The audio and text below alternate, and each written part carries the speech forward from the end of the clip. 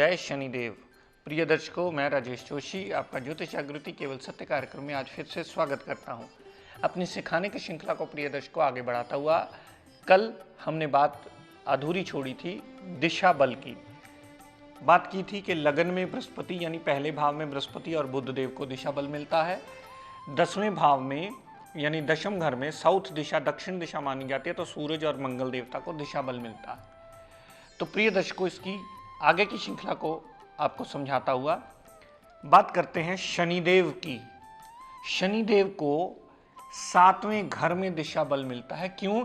क्योंकि ये वेस्ट की दिशा मानी जाती है। जहां सूरज देवता आकर के डूब जाएं, जहां से अंधेरा उदय हो जाए, वो शनिदेव की दिशा मानी जाती है। अगर कुंडली में किसी भी जातक के सप्तम भाव में यानी इस वाले भाव में, चाहे उसमें राशि कोई भी लिखी हो, अगर सप्तम भाव में शनिदेव बैठे हों तो शनिदेव को एक दिशा बल मिलता है। वो कुंडली के कितने कारक हैं या कितने मारक हैं या कुंडली में सम है, ये एक अलग बात है। लेकिन अगर किसी भी कुंडली के 7वें घर में शनिदेव विराजमान हों तो शनिदेव को वहां दिशा बली कंसिडर किया जाता है।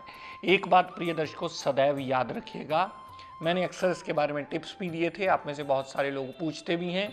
सभी दिशाओं को वैसे तो बराबर की पदवी प्राप्त है, सभी दिशाओं का अपना एक महत्व माना जाता है, लेकिन जब भी आप पाठ, पूजन, प्रार्थना, प्रणाम, सिमरन कुछ भी ऐसा करने लगें तो कभी भी आपका मुख छुपते की तरफ यानी वेस्ट की दिशा में, यानी ये साउथ के बाद जो वेस्ट दिशा आती है, यहाँ छुपती दिशा में नहीं होना चाहिए।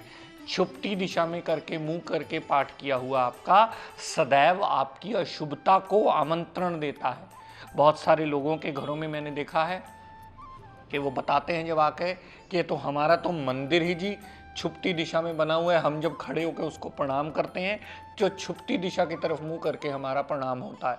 तो ये सबसे गलत बात है प्रिय दर्शकों, ये बात सदैव लड़ बांध लीजिए। आपने जब भी अपना मंदिर स्थापन करना हो या ऐसी मूर्ति या ऐसी कोई भी जगह बनानी हो जिसमें आप नित्य प्रणाम करें सुबह उठ करके, वो सिर्फ या तो चढ़ते सूर्य की तरफ बनाइए या नॉर्थ दिशा यानी उत्तर दिशा, जो कुबेर देव की दिशा मानी जाती है, जिससे आपकी सारी इच्छाएं पूरी होती हैं, उस दिशा में मुंह करके प्रणाम कीजिए। तभी आपका किया हुआ प्रणाम फलित होगा और तभी आपके रिजल्ट पॉजिटिव हो पाएंगे।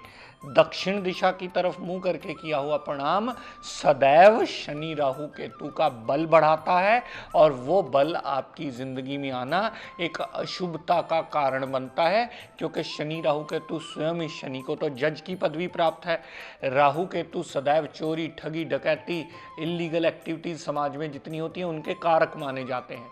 तो कभी भी प्रणाम करते समय ये वेस्ट दिशा नहीं होनी चाहिए। वेस्ट दिशा का किया हुआ प्रणाम आपको सदैव अशुभता में बढ़ोतरी करता ही मिलेगा। तो 7वें घर में अगर शनिदेव विराजमान हो तो उनको दिशा बल मिलता है, क्योंकि सूरज यहाँ से उदय हुआ, साउथ की तरफ से घूम करके छुपते की तरफ आ गया। छुपते हुए की तरफ आना शनिदेव का उदय की दिशा मानी जाती है, इसलिए शनिदेव को यहाँ दिशा बल प्राप्त हो जाता है। बात करते हैं प्रिय दर्शकों 4थे भाव की। ये नॉर्थ दिशा मानी जाती है कुंडली की। नॉर्थ दिशा मानना सबसे बड़ा रोल प्ले करती है हमारी जिंदगी में, क्योंकि नॉर्थ दिशा से, कुबेर देव की दिशा से, लक्ष्मी माता की दिशा को भी प्रार्थना प्रणाम इसी दिशा में किया जाता है। वो वहां से धन का आगमन करवाते हैं, तो हम जीवन यापन में सुख सुविधाओं को भोग सकते हैं। तो नॉर्थ दिशा में शुक्र देवता यानी वीनस और चंद्रमा देवता यानी मून, इन दोनों को दिशा बल मिलता है। चंद्रमा देवता हमारे मन का कारक हैं। मन का कारक होने की वजह से हमें जब भी कोई चीज़ मिलती है या जब भी चीज़ कोई हम परचेज करके लाते हैं तो बहुत ज़्यादा मन में प्रसन्नता आती है। क्यों आती है? क्योंकि हमने एक चीज़ को अचीव कर लिया अपने हार्डवर्क से, और वो चीज़ शुक्र देवता जो हमारी सुख सुविधाओं का कारक है, दुनिया में जितनी भोग योग वस्तुएं हैं उनका कारक माना जाता है शुक्र देवता। तो शुक्र देवता और चंद्रमा देवता को 4थे भाव में दिशा बल मिलता है, क्योंकि ये दिशा बल नॉर्थ दिशा की मदद से मिलता है। नॉर्थ दिशा इसके लिए सहायक सिद्ध होती है। नॉर्थ दिशा के आगमन से या नॉर्थ दिशा को अच्छा होने से इस के रिजल्ट्स में पॉजिटिविटी आती है। दोनों ग्रह अगर चौथे भाव में पड़े हों, राशि चाहे कोई भी हो, लेकिन दोनों ग्रह को यहाँ दिशा बल मिलता है और कुंडली में एक बहुत बड़ा एडवांटेज मिलता है। वो कितने कुंडली के कारक हैं, कितने मारक हैं, इसकी विस्तृत जानकारी हम आपको बाद में देंगे। लेकिन फिलहाल आप ये समझ लीजिए कि 7वें भाव में शनिदेव को दिशा बल मिलता है और चौथे भाव में चंद्रमा देवता और शुक्र देव को दिशा बल मिलता है। वो दोनों ही ग्रह शुक्रदेव और चंद्रमा देवता आपकी सुख सुविधाओं के कारक होने की वजह से, या सुख सुविधाएं जितनी जिंदगी में बढ़ोतरी होती है उससे आपका मन जितना प्रसन्न होता है, उसकी वजह से नॉर्थ दिशा को सबसे अच्छा भी माना जाता है इसी वजह से। तो प्रिय दर्शकों, ये बात याद रखिएगा, ये ईस्ट की दिशा है, ये साउथ की दिशा है, ये वेस्ट की दिशा है, ये नॉर्थ की दिशा है। ईस्ट में बृहस्पति और बुध को दिशा बल मिलता है, साउथ में सूरज और मंगल को दिशा बल मिलता है, वेस्ट में सूरज देवता के बजाय शनिदेव को दिशा बल मिलता है और उत्तर में चंद्रमा और शुक्र को दिशा बल मिलता है। ये कुंडली में किसी भी राशि में पड़े हो सकते हैं, हम सिर्फ भावों की बात कर रहे हैं। पूरा केंद्र अगर इसमें आ जाए, ऐसे ग्रहों की प्लेसमेंट वहाँ पड़ी हो, तो वो दिशा बल देकर के कुंडली में एक एडवांटेज का रास्ता, या मारक ग्रह हो तो डिसएडवांटेज का रास्ता अवश्य दे देते हैं। अगर मारक ग्रह है तो डिसएडवांटेज में बढ़ोतरी होती है, अगर कारक ग्रह है कुंडली का या समग्रह तो उसके कारकत्व में भी बढ़ोतरी अवश्य मिलती है। तो दर्शकों, ये बात आपको ध्यान देनी होगी कि इसमें लगन कुंडली की महत्वता को आपको साइड पे रखना होगा। ये सिर्फ मैं हाउसेस की विस्तृत जानकारी दे रहा हूँ। घरों में ये अगर प्लैनेट पड़े हों तो उसके रिजल्ट्स इस तरीके से होते हैं। एक बात याद रखिएगा, राहु केतु को कहीं भी कोई बल नहीं मिलता, उसको दिशा बल की कैटेगरी में नहीं रखा जाता, क्योंकि वो पिंड ग्रह नहीं है, वो छाया ग्रह माने जाते हैं और दिशा बल सिर्फ पिंड ग्रहों को माना जाता है। दिशा बल मिलता ही सिर्फ पिंड ग्रहों को है, छाया ग्रहों को कोई बल कहीं भी नहीं मिलता। वो सारी चीज़ हमारी दिशा बल की कैलकुलेशन में नहीं आती। ना ही राहु को इसमें कंसिडर किया जाता है, ना ही केतु देवता को दिशा बल में कंसिडर किया जाता है। अगर किसी का कारक ग्रह जैसे बृहस्पति या बुध कारक हो, लगन में पड़ा हो, तो आप इजीली कह सकते हैं कि बंदा की बुद्धि ज़रूरत से ज़्यादा तीक्ष्ण होगी, वो ज़रूरत से ज़्यादा समझदार हो सकता है। डिग्री वाइज कैपेबिलिटी साथ में अवश्य देख लीजिएगा, वो देखना उसके फल के निर्णय में करने में सहायक सिद्ध होगा। 10वें घर में सूरज और मंगल पड़े हों तो कह सकते हैं कि बंदा बहुत हिम्मत वाला होगा, बंदा काम से घबराने वाला नहीं होगा, बंदा ज़रूरत से ज़्यादा एफर्ट्स करने में हमेशा तत्पर होगा। 7वें घर में शनिदेव पड़े हों तो हम ये कह सकते हैं कि बंदा हमेशा अपने से 4th क्लास एम्प्लॉयज़ को, अपने से सबॉर्डिनेशन वाले लोगों को या लोहे पित्तल से काम करने वालों को हमेशा एक एडवांटेज शनिदेव अवश्य देते हैं। चौथे भाव में अगर चंद्रमा और शुक्र दिशा बली होते हैं तो चौथे भाव में पड़े हुए हम ये अक्सर कह सकते हैं कि उस जातक को सारी सुख सुविधाएं कहीं ना कहीं से मिली ही होंगी, या वो जितने कर्म करेगा उसके मुताबिक उसकी सुख सुविधाओं में एडवांटेज हमें अवश्य मिलेगा। तो प्रिय दर्शकों, ये बात याद रखिएगा कि दिशा बल एक बहुत इम्पॉर्टेंट रोल प्ले करते हैं हमारी कुंडलियों में। दिशा बल होना ग्रह का एक सबसे मेजर रोल प्ले करता है कि कुंडली के ग्रह को एनालाइज करने में वो कितना अच्छा या कितना बुरा नतीजा देने में सक्षम हुआ है।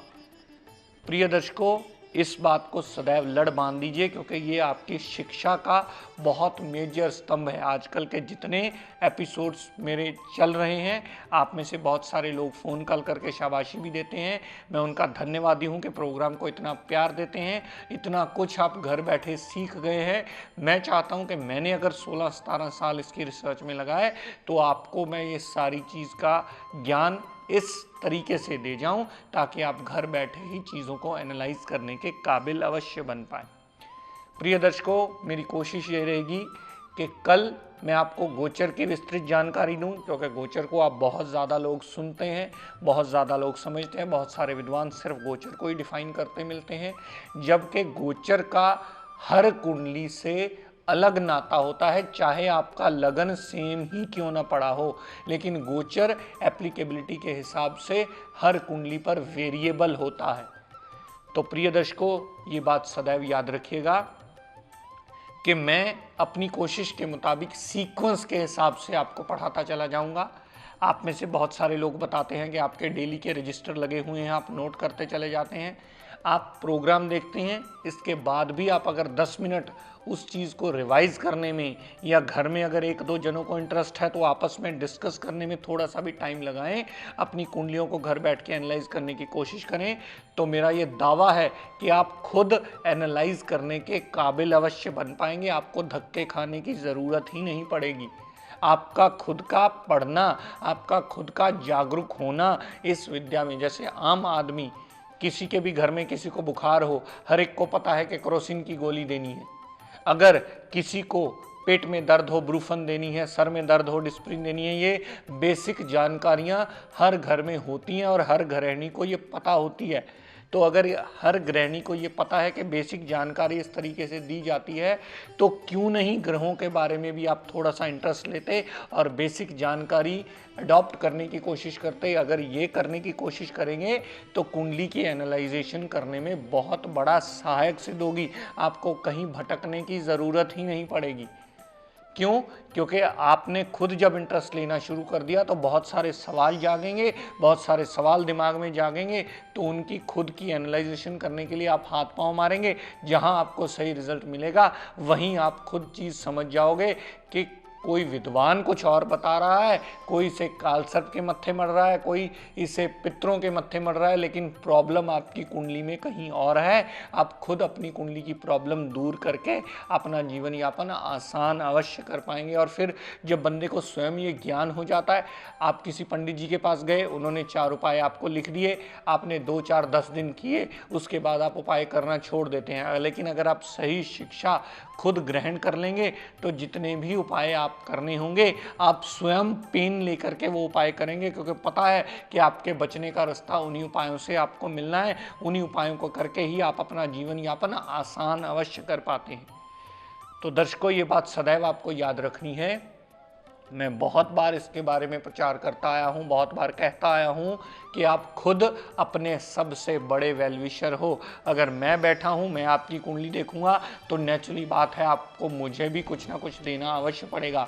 लेकिन अगर आप स्वयं कुंडली एनालाइज करने की कोशिश करोगे, अगर वो सीख जाओगे तो घर में और ज़्यादा अच्छा माहौल होगा। और खुद की कमियां पेशियां अगर पता लग जाएं बंदे को, वो उसे दूर करने में सबसे ज़्यादा सहायक सिद्ध होता है। और खुद की कमी अगर पता लगे, सबसे पहले तो कमी पता ही नहीं चलती, अगर कमी पता चल जाए तो जातक उसे अपना जीवन यापन अच्छा करने के लिए दूर अवश्य कर लेता है और जल्द से जल्द उस उपाय को अडॉप्ट करके कमी को दूर करके अपना जीवन यापन सुखमय अवश्य बना लेता है।